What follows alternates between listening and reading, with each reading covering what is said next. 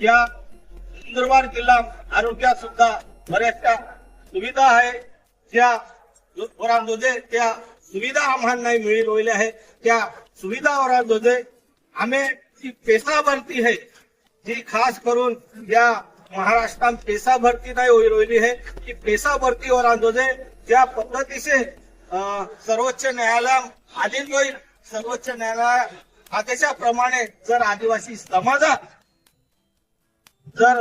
जी काही रिझर्वेशन एरी ज्या काही सवलती एरी किंवा ज्या काही जागा एरी त्या जर त्या आधीन रोई जर त्या जर पेशा जागा बोलले त्या तर आज आम्ही तरुण पिढी आहे की या पेशा भरतीमुळे हेजमार होईल आहे की हा वय विचार हा निघी गोयलो आहे आणि त्या योजनेपासून त्या नोकरीपासून त्या वंचित होईल आहे। तर सरकारला आम्ही तीच विनंती आहे की येणाऱ्या दिहाम ही पेशा भरती